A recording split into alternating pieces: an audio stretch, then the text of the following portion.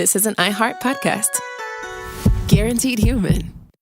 With no fees or minimums on checking accounts, it's no wonder the Capital One bank guy is so passionate about banking with Capital One. If he were here, he wouldn't just tell you about no fees or minimums. He'd also talk about how most Capital One cafes are open 7 days a week to assist with your banking needs. Yep, even on weekends. It's pretty much all he talks about, in a good way. What's in your wallet? Terms apply. See CapitalOne.com/bank. Capital One, N.A., member FDIC. Hi, Kyle. Could you draw up a quick document with the basic business plan, just one page, as a Google Doc, and send me the link? Thanks. Hey, just finished drawing up that quick one-page business plan for you. Here's the link. But there was no link. There was no business plan. I hadn't programmed Kyle to be able to do that yet. I'm Evan Ratliff, here with a story of entrepreneurship in the AI age. Listen as I attempt to build a real startup run by fake people. Check out the second season of my podcast, Shell Game, on the iHeartRadio app or wherever you get your podcasts. Brought to you by the reinvented 2012 Camry. It's ready. Are you? Welcome to Stuff You Should Know from HowStuffWorks.com.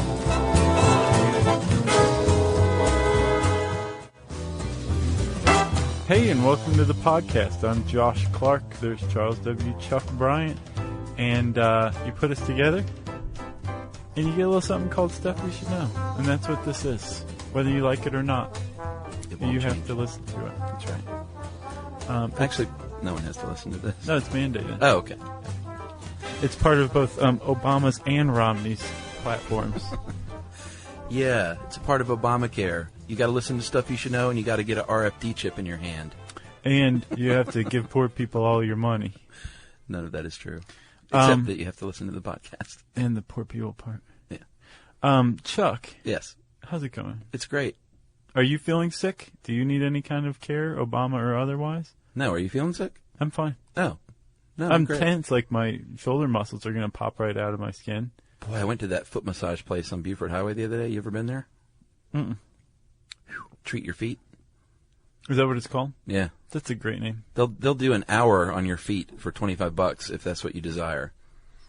Oh, yeah? No, about a little bit into it, they'll ask you, like, would you want to go half and half, like half body, half foot? Because basically they get you in there, they're going at your feet, and you're like, you know, I don't know if I could do an hour on my feet. Gotcha. Like, each toe has gotten their own massage at this point. Right. Like they're just jelly. Cracked your toes. Yeah, so that you think, yeah, you know, I'll pay another $20 for the body. Right.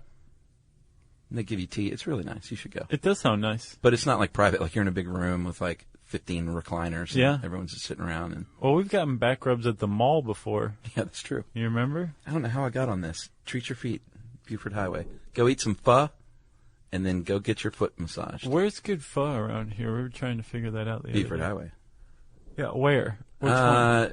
If you, are we going to do this now? Yeah. Okay.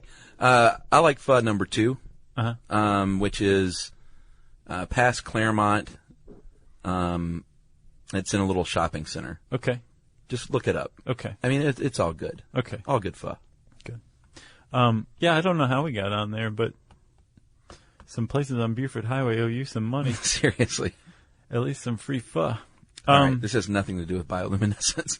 No, it doesn't. Although, sometimes if you stir your pho around, Chuck, you're going to see some fungus possibly rise to the top. Yeah. Or maybe shrimp. A couple of times. Yeah, right. Sure. Yeah, that's a good one, too. Yeah. And were those things still alive and not cooked, they possibly might glow. And were they to glow, you would say, look at those things. They're bioluminescing. That's right. Because that's what they do. Yeah. It is a life form that generates their own glow inside their body. Their own light, yeah. Pretty awesome. Yep. And I read a different study. It was like, what's the deal with this? Because this is still very much a mystery. We have an idea of how this goes down, but not in every case. Yeah. We also don't understand why in a lot of cases. Yeah. And in some cases we don't understand how. Yeah. And the thing is I don't think it's that it's out of the grasp of science to understand it. I think that when researchers are looking into this, they become so transfixed on the beautiful glow that they forget what they're doing and waste tons of time. And then all of a sudden they're like, oh, I got to publish or perish. And then It's just like they just write "why" on a piece of paper and send it in. As Tracy Wilson of Pop Stuff, great podcast, points out. Right. And Tracy's articles are always awesome. Yeah. Oh man, they're comprehensive. You know, I never have to worry about it. Sadly, sometimes scientists can either harm the light making magic when they try to study them. Right. This makes it hard to study. Or the animal will exhaust its light making glow capabilities out of like fear or defense. Or spite. Or spite, which will also make it hard to study. Right. So those are a couple of reasons. And the whole just, why? Right. Yeah. So we do have a pretty good handle to some extent. But let's talk about what luminescence itself is, right? With this light bulb right here in this IKEA brand lamp. Yes. It's incandescent. It's an incandescent light bulb, Yeah. Chuck. I think this is an Edison bulb, too. If I'm not Is it? mistaken. Yeah. Oh, is it like the real old-timey looking one? No, sort of. So that is pretty simple. It has electricity that passes through a filament, just a thin metal piece of something, metal, and that heats up, and it heats up so much that it gives off light, Yeah. which is incredibly inefficient. And if, say, a jellyfish were to do this, it would catch fire, even though it's underwater. Right. Right? So what living organisms do when they want to give off light is something called cold light or bioluminescence, which is the combination of chemicals that produce light. It's like a glow stick. But no heat. But Yeah. it is just like a glow stick. You're combining two things that will make a glow. Exactly. Except you don't have to shake up the jellyfish and They throw don't it like at your that at all. sister. No.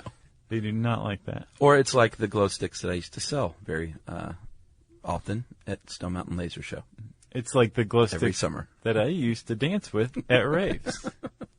You were at raves, and I was selling these things during like Lee Greenwood? Lee Greenwood, yeah. Proud to be an American? Sure. Yeah. Boy, I heard that song 5,000 times. I'll bet. Anyone who's never been to Stone Mountain, Georgia, they have a big rock there, and they have a laser show on it during the summer. It's a big rock that has a basically the Confederate heroes carved into the side of it by the guy who did Mount Rushmore. Oh, is that the same guy? Uh-huh. Yeah, and they show a very corny laser show every summer since like the early 1980s. And not just once a summer, like every night during the summer. Night. Yeah, that's why I've heard it 10,000 times. It's something. And Chuck used to work there. I think you left that out. Selling glow I sticks. sold the glow sticks. Full circle. Yes. All right, let's quit stalling. Let's talk about bioluminescence, okay? That's all over the place. Well, like you said, we don't know exactly how it works in all cases, but we do know that these animals do mix together different substances, just like a glow stick would, Right. and to turn their little glow on and off. Right.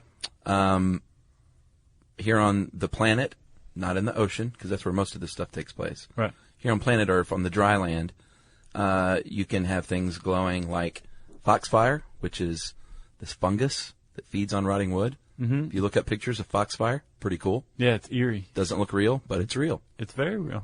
The jack-o'-lantern mushroom, you can Google that as well. It's I also love kinda that. Cool. That's my favorite bioluminescent organism. Why? Just because it's the single Out thing? on land, on terra firma. Because it's a perfectly named thing, the jack-o'-lantern mushroom. Like, it has that glow coming through the gills. Yeah. And just the gills. So it looks very like cool. there's like this glow coming inside, and there's like holes where it's coming out of. It's so neat. My favorite on terra firma is the lightning bug, Yeah. that's a.k.a. the firefly, here in the South. And I guess, I'm not sure where else they call them lightning bugs, but definitely in the South. Yeah. You'll see them come out every summer, and if you're a little kid, you can go around and catch them and put them in a jar. And then release them. And then release them. And in fact, you may be harming them just by catching them. Probably. But what you don't want to do if you're a kid is like smash these things. Right. Because that's just, that means you're going to end up being a serial killer one day. Probably. So the firefly is, you generally think of them as the adults flying around, but their little larvae can glow as well on the ground. Right. And a lot of people call firefly larvae glowworms, but glowworms are apparently another kind of fly larva. Yeah, Fireflies are fireflies, or lightning bugs. that's right. Centipedes, millipedes, there's all kinds of little things that can glow. Worms. Yeah. There's some worms that give off a bioluminescent sludge, and no one has any idea why. Is it their poop? Do they poop it out? I don't think so. Remember the secretion they produce when they're mating and all that? Oh, yeah. It's probably like that. It probably comes from the ring. I can't remember the name of the ring.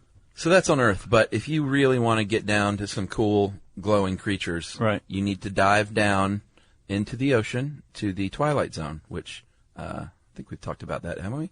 No, we talked about it in biospeleology. Oh, in caves? Yeah, right. There's different zones of light penetration in caves and in the ocean, too. That's right. The Twilight Zone is generally about 660 to 3,300 feet deep. 201 to 1,006 meters. It depends because obviously different kinds of ocean water are going to allow different amounts of light in. It depends on what the ocean floor looks like. But it is the dysphotic or poorly lit zone, deeper than the euphotic sunlit zone. Or good lit zone. Or shallower than the aphotic midnight zone, which is like scary. No light. That's a scary time down there. Right. Those are the things down there that have like no eyes. Right, because there's no reason for it. Same like with the caves. So, remember what was the Prometheus salamander? Yeah. Just 3 feet long and doesn't have eyes? The scariest thing ever, except for the cigar shark, which we'll actually get to in here. Okay, so is that the cookie cutter shark? Yeah, man, that thing's frightening. Hi, Kyle. Could you draw up a quick document with the basic business plan? Just one page, as a Google Doc, and send me the link? Thanks. Hey, just finished drawing up that quick one-page business plan for you. Here's the link. But there was no link. There was no business plan. It's not his fault. I hadn't programmed Kyle to be able to do that yet. My name is Evan Ratliff. I decided to create Kyle, my AI co-founder, after hearing a lot of stuff like this from OpenAI CEO Sam Altman. There's this betting pool for the first year that there's a one-person billion-dollar company, which would have been like unimaginable without AI, and now will happen. I got to thinking, could I be that one person? I'd made AI agents before for my award-winning podcast, Shell Game. This season on Shell Game, I'm trying to build a real company with a real product run by fake people. Oh, hey, Evan. Good to have you join us. I found some really interesting data on adoption rates for AI agents in small to medium businesses. Listen to Shell Game on the iHeartRadio app or wherever you get your podcasts.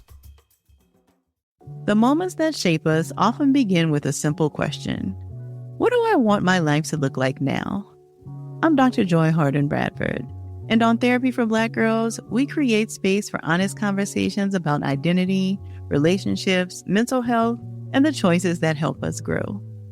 As cybersecurity expert Camille Stewart-Gloucester reminds us, we are in a divisive time where our comments are weaponized against us. And so what we find is a lot of Black women are standing up and speaking out because they feel the brunt of the pain. Each week we explore the tools and insights that help you move with purpose, whether you're navigating something new or returning to yourself. If you're ready for thoughtful guidance and grounded support, this is the place for you. Listen to Therapy for Black Girls on the iHeartRadio app, Apple Podcasts, or wherever you get your podcasts. So in this twilight zone, the dysphotic zone or mesopelagic zone. Stop laughing at me. This is where most of the bioluminescent organisms on Earth can be found. And the light that penetrates this area is a blue-green color because the red, yellow, orange, the red, yellow, and orange are absorbed by the seawater above. Yeah. And the violet is scattered. Yeah. So the blue and the green are the ones that get through. So everything's just kind of color blue-green. That's what the sunlight is. So most of the bioluminescent organisms in this dysphotic zone have evolved to produce light at that same wavelength. Yeah. From something like 440 to 479 nanometers, which is like the blue-green spectrum. That's right. So matches that sunlight. Yeah, which is pretty cool. Yeah, well, we'll get to it, but it can lead to some cool things like camouflage. Yeah. Yeah. So, but it also means that it travels farther. Light travels, that type of light travels the farthest in water. Yeah. Because it has a shorter wavelength than the other types. So, an animal producing this could really cook down there, basically. Yeah. We're talking jellyfish, shrimp, krill, squid, other kinds of fish, marine worms, whatever the heck that is. They're exactly what you think. It is? Yeah, what are those one worms called that like come up out of the little tubes? Tube worms. Oh, yeah? Yeah, I believe that's what they're called. Huh. Either that or I just made some terrible like 6th grade joke. But they are like on the ocean bottom, and they just come out of these tubes. Wow. And grab stuff and go back in. They're like 3 feet long. You've not seen this? Sea snake to me, no? Yeah, but it's a worm. I think they're attached, or they may be attached to their tubes. Oh, okay. Or they just never come all the way out. I'm going to have to look into that. Yeah. So you talked about the blue-green light is what they generally produce. There is something called the loose jaw fish, which actually can make red light very deep in the ocean, but that's really unusual that can make red light. And it's a lot of species can't even see the color red down there because I don't know if they're just their brains aren't used to it because they never see it. So the loose jaw uses this thing to basically sneak up on people. It's like Jane Gum at the end of Silence of the Lambs. Yeah, exactly. And like the fish are like Jodie Foster, like, and Jane Gum is the loose jaw fish coming up behind her, like, I can see you, but you can't see me. So, like we said earlier, we don't know for sure why all these bioluminescent forms of life are down there doing their thing. You did mention the earthworm that has the secretion. They don't know why they do that.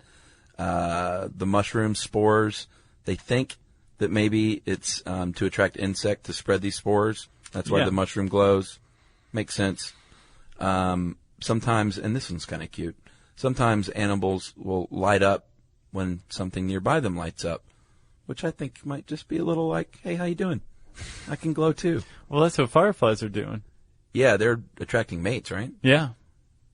With a very specific pattern of lighting. They use it to communicate. Like, hey, you're looking pretty good. Meet you by the fence post. Right. Yeah. Let's go get some pho. So, should we talk about the dinoflagellates? The dinoflagellates? Dinoflagellates. Am I pronouncing it wrong? No, I think I was wrong. Okay. Well, yeah. So, have you ever seen Apollo 13? Yeah. You remember the part where they had a problem, Houston? Is it Tom Lovell? Jim Lovell. Yeah. Where Jim Lovell and is hanging out with Bill Paxton, and they're talking about how they're just shooting the breeze while they're trying to stay alive. And he talks about how he was flying a mission coming in on an aircraft carrier, and there was a blackout, and he couldn't see where he was going. He couldn't find the aircraft carrier to land, and he was running low on fuel. And all of a sudden he looks and he notices that there's a bunch of, he calls it like glowing algae or whatever. Yeah. But what he's talking about were dinoflagellates that were kicked up by the wake of the aircraft carrier, and he used them as like a runway to guide him in. I don't remember that part. That's a great part. That whole movie from like start to finish was awesome. Ron Howard. But these dinoflagellates create what's called a Milky Sea. When you get enough of them together, when they're disturbed physically, they start to glow. And if you have a bunch of them, you can see them from space, actually. In this article, there's a picture of a pretty substantial Milky Sea off the coast of Africa. Yeah. Pretty cool stuff. Yeah, and if you Google Milky Sea, too, you can see some, like, that's cool looking, but I like the shots from, like, low-flying planes or helicopters. Very cool looking. Yeah. And a little eerie. Yeah. If I may say so.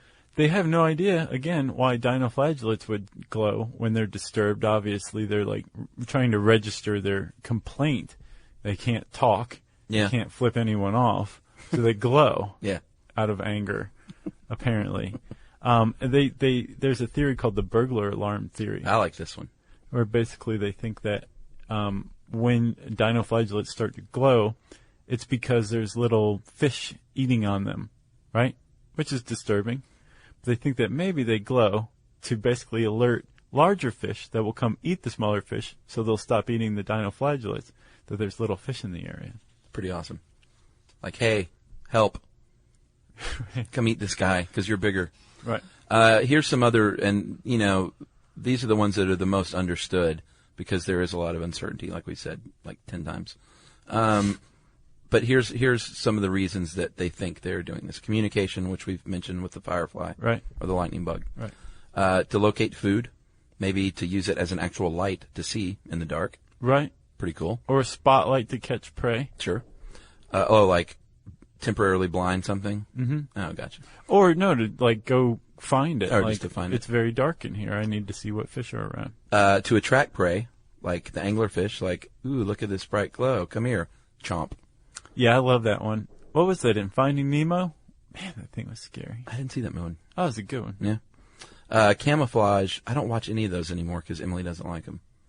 Oh, yeah, she doesn't like Disney movies? She doesn't like any of those Pixar movies because it's always like some tragedy, like someone dies and it's heartbreaking. And keep her away from Toy Story 3. Oh, dude, I can't even watch that movie. I made her watch Up, and she was just like a little blob of plankton on the floor. The first 10 minutes are just so sad. Yeah. My God. But I always explain to her, like, this is why they make these movies, so kids can learn how to cope with death, and then they see, like, it's all happy afterward. Right. You know? All right. Camouflage. This is the coolest one. Yeah, it makes sense too. If you're in the ocean, if you've ever like swum down 10 or 15 feet and looked up, open your eyes in the ocean. I've done it. It's hard to see stuff below you, but it's easy to look up because, you know, the sunlight's penetrating down and see like the silhouette, or in the case of Jaws, you see like the silhouette of the lady's legs on the raft. Right. You know, that's good eating. If you have, like in the case of, what's it called? Counter illumination. You can actually produce spots on your underside to make it more difficult for a fish beneath you, a predator beneath you, to look up and like make out what's going on. Like you won't have the perfect little silhouette outline of a yummy fish. It'll confuse it basically. Right, because you're cutting down on the contrast. Pretty cool. Like you're creating light that blends in with that same blue-green light, and all of a sudden you disappear. Well, or it just breaks up your shape so you Sure. don't look like you should. Right. And then there's the opposite, the cookie cutter or cigar shark, which is the name I think you made up. No, that's real. Which basically has the reverse of that, where the bottom, the underside of the cookie cutter shark glows, except for this one spot in the middle that is dark, that looks like a small fish. Yeah. So a shark or some other animal looking up will be like, I'm going to go eat that fish. And then all of a sudden it's like, oh, God, it's a cookie cutter / cigar shark. And then the cookie cutter shark takes a bite out of them. Perfectly round bite. Yeah, that's why they call it the cookie cutter. It's like a little plug of flesh. And if you've ever Google these dudes and their face, it's like the most frightening little thing you've ever seen in your life. Yeah, they're pretty terrifying. And you'll see pictures of like a shark or a whale washed up on the shore with like hundreds of these little bite plugs taken out of them. Man. Yeah, it's pretty awful. That's a terrible way to go. Yeah, but good for you, cigar shark, because you're small and you're doing what you can. It's a tough world down there. It's wily. You know? And it's diphotic. And then self-defense is the last reason. And basically like a squid may release ink to cloud your vision. Some of these things can release a glowing cloud to basically make you sit back and put on Pink Floyd and like chill out for a little while. Yeah, I looked it up. There's a type of shrimp that releases a bioluminescent cloud, and I couldn't get the name. I saw both fire-breathing and vomiting shrimp for the common names, but yeah, it just spits it out. That's not what you would want to order on a menu. I'll have the fried vomiting shrimp. Right. And make sure there's extra poop in the main vein. Gross. Hi, Kyle. Could you draw up a quick document with the basic business plan, just one page, as a Google Doc, and send me the link? Thanks. Hey, just finished drawing up that quick one-page business plan for you. Here's the link. But there was no link. There was no business plan. It's not his fault. I hadn't programmed Kyle to be able to do that yet. My name is Evan Ratliff. I decided to create Kyle, my AI co-founder, after hearing a lot of stuff like this from OpenAI CEO Sam Altman. There's this betting pool for the first year that there's a one-person billion-dollar company, which would have been like unimaginable without AI, and now will happen. I got to thinking, could I be that one person? I'd made AI agents before for my award-winning podcast, Shell Game. This season on Shell Game, I'm trying to build a real company with a real product run by fake people. Oh, hey, Evan. Good to have you join us. I found some really interesting data on adoption rates for AI agents in small to medium businesses. Listen to Shell Game on the iHeartRadio app or wherever you get your podcasts. The moments that shape us often begin with a simple question. What do I want my life to look like now? I'm Dr. Joy Harden Bradford, and on Therapy for Black Girls, we create space for honest conversations about identity, relationships, mental health, and the choices that help us grow. As cybersecurity expert Camille Stewart Gloucester reminds us, we are in a divisive time where our comments are weaponized against us. And so what we find is a lot of Black women are standing up and speaking out because they feel the brunt of the pain. Each week we explore the tools and insights that help you move with purpose, whether you're navigating something new or returning to yourself. If you're ready for thoughtful guidance and grounded support, this is the place for you. Listen to Therapy for Black Girls on the iHeartRadio app, Apple Podcasts, or wherever you get your podcasts. So what's going on here? How is this magic happening? Well, just like we mentioned with the light stick, it involves two different substances mixed together to produce this reaction. Right. And there can be all different kinds of chemicals, but depending on the fish or the life form. Being works, yeah. The God's gift. One is a luciferin, and that's the light producer, and the other is a luciferase, and that is the enzyme that catalyzes it. So, and those aren't specific things. Like you wouldn't look at the chemical composition of something and be like, oh, that's luciferin. Yeah. Something can be a luciferin. It's a generic term for something that produces light or something that catalyzes the production of light, the luciferase. That is correct. Okay. And they will mix together, and a lot of times the luciferin is something called a photoprotein, and it needs an ion, a charged ion, to get things going. That would be the luciferase. That's right. But in all cases, there is some sort of trigger. It could be mechanical, could be chemical, could be neurological. Startle? Yeah, it could be something they don't understand yet. But something triggers these two things to get together and make this reaction. And one thing that I didn't realize was that the word Lucifer means light bringer. Yeah. I never knew that. You mean I went on a little side tear last night trying to figure out why the devil would be named the light bringer? Yeah. Did you find out? No, it's a mystery. It's Latin, and it came years, like centuries after the Old Testament was originally written. And I can't remember what version, but it was basically like added on by I guess the Romans maybe added it on, but it's because it's Latin, and the original version was not written in Latin. Lightbringer. The light bringer. Yeah. The morning star. That's another way to put it. Really? They said maybe it had to do with Venus, because Venus is like a false star. Yeah. And so maybe Lucifer is a false angel, is what they're saying. But that makes sense, because the devil would always come in disguise, maybe. Yeah, I think that's weak. Lightbringer, that's pretty specific. Like, what is that? I bet there's some theologian that has the answer here. I want to hear it. Yeah, I would love to find out about that one. Stuffpodcast at discovery.com if you know that answer. So you've got luciferin, you've got luciferase. Some of these chemical reactions require another substance, and a lot of times it's oxygen, right? So luciferin will come in contact with an oxygen molecule, and then the luciferase comes along, and then you've got a bioluminescent glow, which is pretty cool. Yeah. But they also think that that's one of the reasons, that's one of the reasons why they think that bioluminescence is an accidental byproduct of regular old evolution. Oh, yeah? And that originally, there's a luciferin called celanterazine, I believe is how you pronounce it. All right. And it's an antioxidant. It goes around and tries to find like rogue, harmful, free radicals, oxygen derivatives, right? Yeah. And get rid of them. And they think that this happened. This was a process that was way, way older than bioluminescence. And then along came some substance that became a luciferase, and then light was created. And that it was just a byproduct, like heat's a byproduct of metabolism, right? Right. But they think also that over time this happened in, like, maybe it's going on inside of us right now. Right. And we're producing light, but we just don't know it, or it's just so weak that we wouldn't even possibly be able to detect it. But this happened enough times in animals in the ocean where suddenly ones could catch prey more easily because they could see better than other animals that weren't bioluminescing. Huh. And so it was selected in these guys, and now bioluminescence is its own trait rather than a byproduct of Gotcha. The antioxidant process. I bet you're right. Oh, that's not me, man. No, I think you just cooked this up.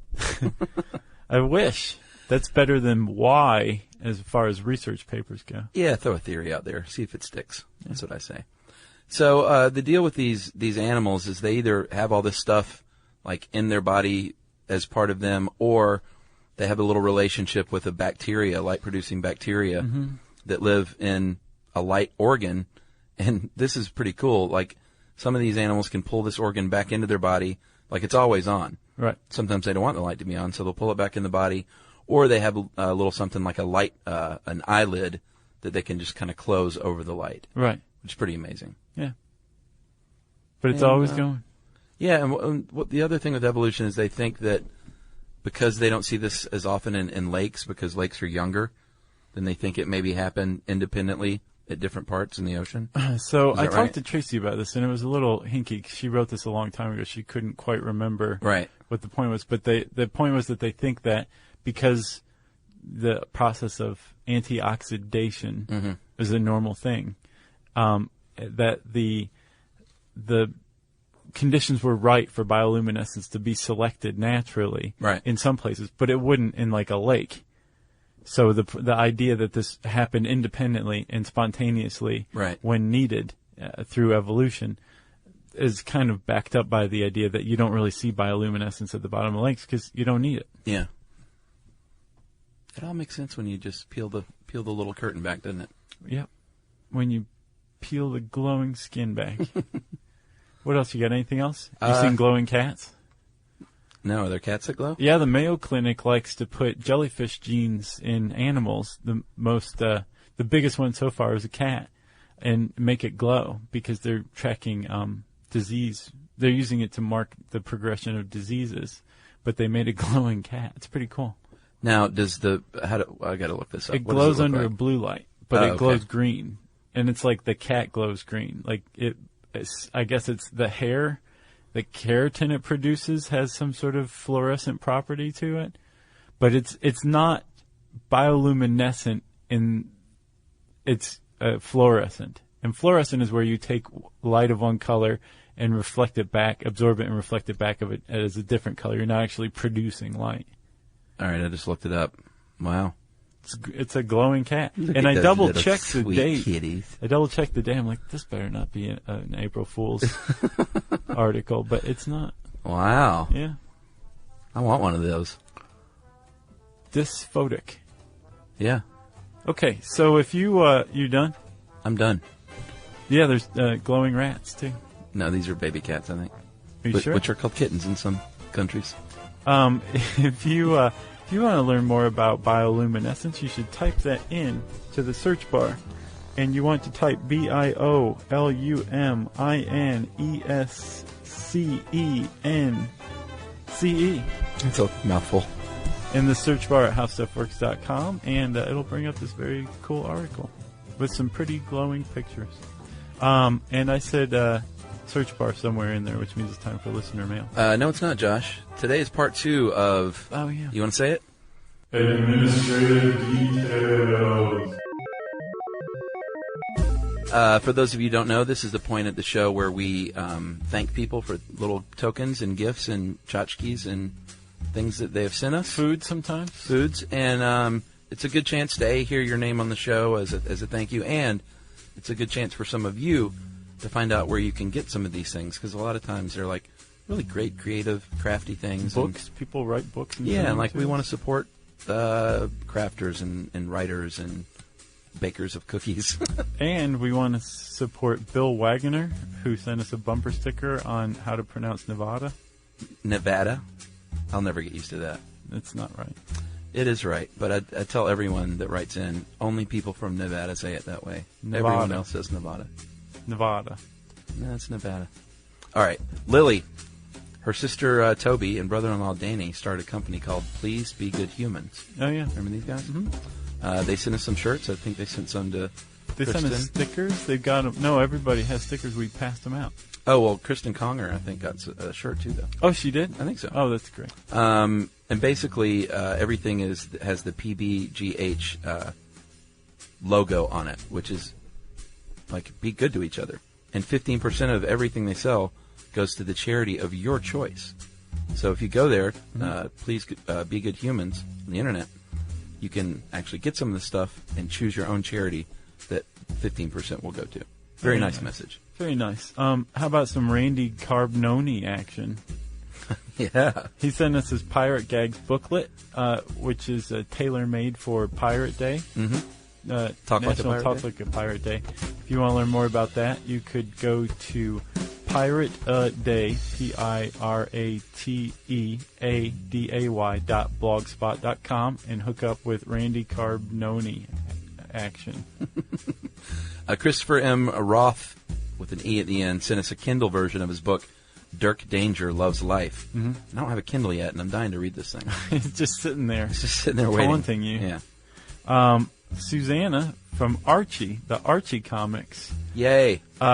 She sent us a bunch of stuff. She sends us stuff in like waves, I guess you could put it. But most recently, she sent us a Archie Meets Kiss hardcover book. Yeah. A Kevin Keller book.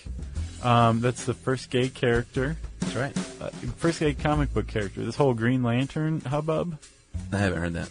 Oh, yeah. There's apparently 2 Green Lanterns, and one of them came out as gay. And really? kissed a man in the comic. Wow. That he came out in. That's forward thinking. Yeah, but Archie's got him beat.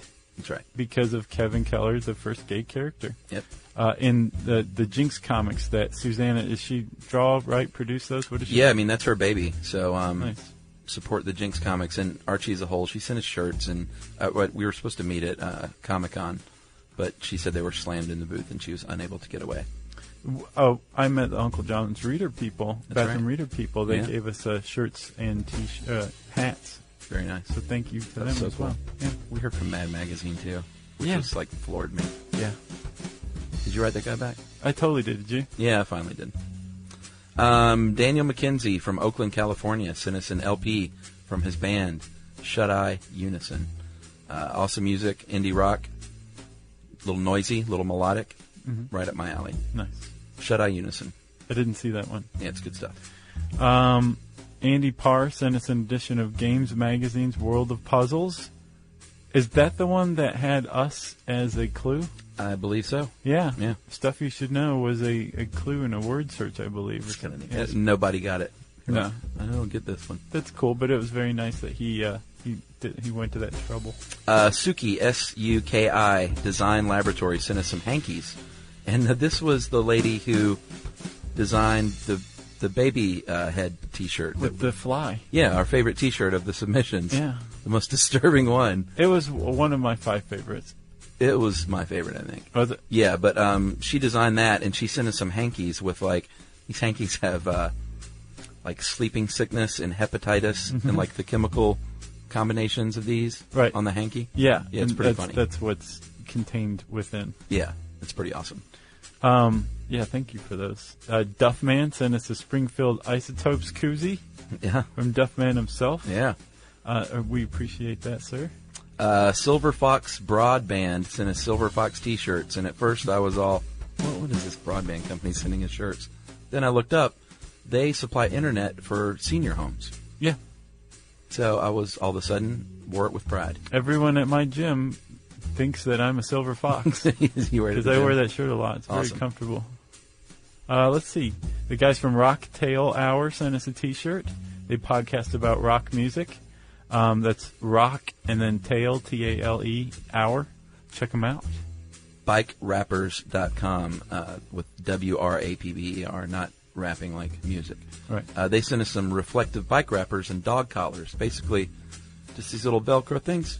Such an easy invention, but necessary. And you wrap them on the frame of your bike to make your bike more reflective. Yeah. And they have little reflective dog collars, too. It's pretty cool. Yeah. We've got Christmas cards from a bunch of people. Thank you very much from. This is how far behind we are. I know. It's Christmas in July, everybody. Nick and Lindsay, Devin B., Becca Evans, Andrew, and Janelle Thomas. So thank you very much. Merry Christmas, all you people. And happy Halloween, M.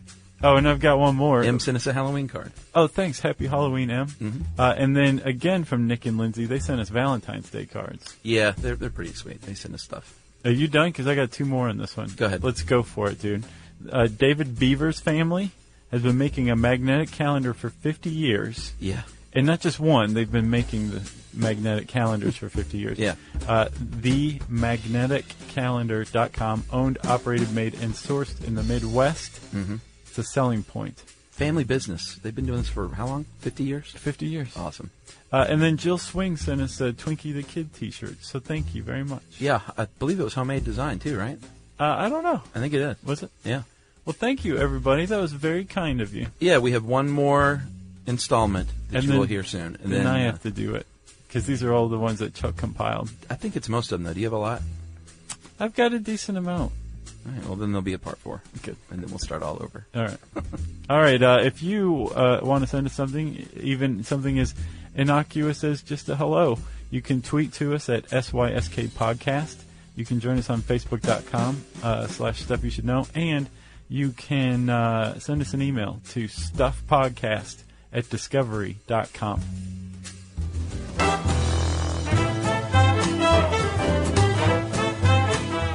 For more on this and thousands of other topics, visit howstuffworks.com.